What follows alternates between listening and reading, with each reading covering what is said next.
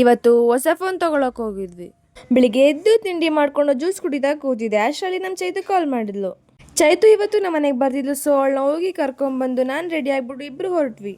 ನಾವಿಬ್ರು ಬಸ್ ಹತ್ಕೊಂಡು CBSಗೆ ಬಂದು ಅಲ್ಲೊಂದು ಶಾಪಿಂಗ್ ಮಾಡ್ಕೊಂಡು ಡ್ರೈ ಫ್ರೂಟ್ಸ್ ತಗೊಳ್ಳೋಣ ಅಂತ ಅಂಗಡಿಗೆ ಬಂದ್ವಿ. ಅಲ್ಲಿ ನೋಡಿದ್ರೆ ನನ್ನ ಬ್ಯಾಂಕ್ ಸರ್ವರ್ ಡೌನ್ ಆಗಿ ಪೇ ಮಾಡಕ್ಕೆ ಆಗ್ತಿರ್ಲಿಲ್ಲ. ಈ ತರ ಹಿಂಸೆ ಕೊಟ್ರೆ ಜನಗಳಿಗೆ ಯಾರು ಬದುಕ್ತಾರಕ್ಕ? ನಮ್ಮ ಚೈತು ಏನೋ ತಗೋಬೇಕು ಅಂತ ಅಂತಿದ್ಲು. ಅಲ್ಲಿಗೆ ಹೋಗಿ ಅದನ್ನ ತಗೊಂಡು ಅಲ್ಲೇ ಮಾರ್ಕೆಟ್ ಹತ್ರ ಸ್ಟ್ರಾಬೆರಿ ಕಾಣಿಸ್ತು ಅಂತ ಅದನ್ನ ತಗೊಂತಿದ್ದೆ.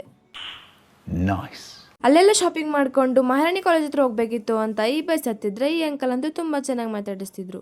ಮಹಾರಾಣಿ ಕಾಲೇಜ್ ಹತ್ರ ವೆಯ್ಟ್ ಮಾಡಿ ನನ್ನ ಫ್ರೆಂಡ್ನ ಮಾತಾಡಿಸ್ಕೊಂಡು ಮತ್ತೆ ಅರಸು ರೋಡಲ್ಲಿ ನಾನು ಚೈತು ಇಬ್ರು ನಡ್ಕೊಂಡು ಹೋಗ್ತಿದ್ವಿ. ಅರಸು ರೋಡಲ್ಲೇ ಹೊಟ್ಟೆ ಹಸಿತಿತ್ತು ಅಂತ ಇಬ್ರು ಸಮೋಸ ತಿನ್ಕೊಂಡು ಜಿಲೇಬಿ ತಗೊಂಡು ಇಬ್ರು ತಿನ್ಕೊಂಡು ಮತ್ತೆ CBSಗೆ ಬಸ್ ಹತ್ತಿದ್ವಿ. ನಮ್ಮ ಚೈತು ಬಸ್ ಇಳಿದ್ಮೇಲೆ ಬಾಯ್ ಮಾಡ್ಬಿಟ್ಟು ನಾನು ಮನೆಗೆ ಬಂದ್ರೆ ಇವರೆಲ್ಲ ಮತ್ತೆ CBSಗೆ ಹೋಗೋಣ ಅಂತ ಹೊರಡ್ತಿದ್ರು. ಹೊಟ್ಟೆ ಎಷ್ಟು ಉರ್ಸ್ತಾವ್ರೋ ಆ ಭಗವತ್ನ ನೋಡಿದ್ರೆ.